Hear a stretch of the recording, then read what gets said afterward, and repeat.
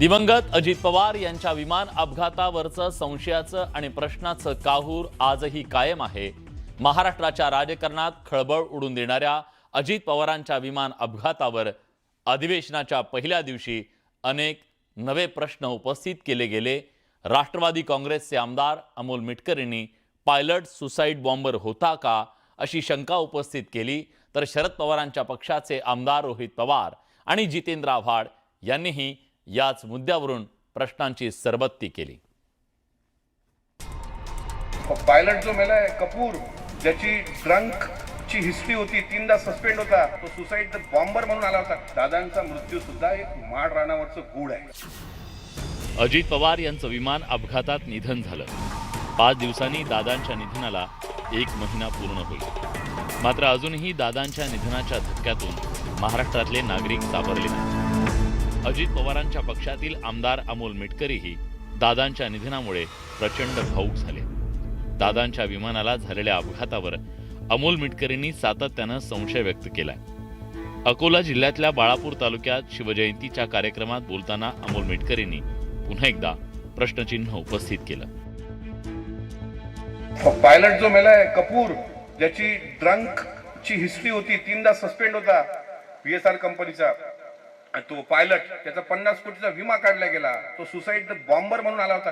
राजीव गांधीच्या वेळेस लिट्टीची suicide bomber म्हणून आली नव्हती का? ते एका सभेला चालले होते। तसा हा सुसाईड बॉम्बर नसेल। कुठं आहे कपूर? त्याची बायको पोहोचली ते तिसऱ्या दिवशी की माझा नवरा जिवंत आहे। आमचा प्रश्न हा आहे की DGCA म्हणतोय 6 माणसं गेली, तर एक माणूस गेला कुठं मग? आणि ही 2 माणसं, तो साहिल मदन आणि यश, जे पायलट वेळेवर बदलले गेले, हे 2 आत्ता कुठे आहे? दादांचा मृत्यू सुद्धा एक माड रानावरचं गूढ आहे। गोजूबावी माड रानावरचं गूढ म्हणजे दादांच्या मृत्यूचं।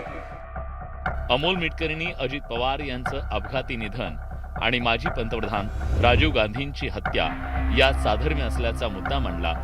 लिबरेशन टायगर्स ऑफ तमिल इलमनं 21 मे 1999 रोजी श्री पेरंबदूरमध्ये आत्मघातकी हल्ला करून राजीव गांधींची हत्या केली।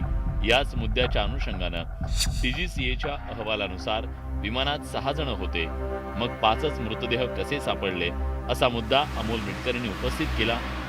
आतापर्यंत काय तपास झाला असा मुद्दा रोहित पवारांनी उपस्थित केला। जी माहिती आतापर्यंत दिली ती कदाचित फक्त 20 ते 30% आहे।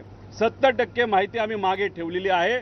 त्यामुळे जर तपास योग्य पद्धतीने होत नसेल आणि त्याच्यामध्ये जर काळं बेरं झालं, हे फार सरकारला महागात पडू शकतं। त्यामुळे आम्हाला इथं राजकारण करायचं नाही। अजित पवार यांच्या विमानाचे पायलट कॅप्टन साहिल मदन आणि कॅप्टन यश कोणत्या ट्रॅफिकमध्ये अडकले होते, हे दोघे सध्या कुठे आहेत असे प्रश्न अजूनही अनुत्तरित आहेत। त्यात आता अमोल मिटकरींनी सुसाईड बॉम्बरचा गंभीर मुद्दा उपस्थित केला। त्यामुळे या प्रकरणाचं सत्य काय आहे हे अधिकृत चौकशी अहवालानंतर स्पष्ट होणार आहे। मात्र निर्माण झालेल्या संशयानं राजकीय वर्तुळात चर्चांना उधाण आलंय। संतोष गोरे, न्यूज 18 मराठी, मुंबई।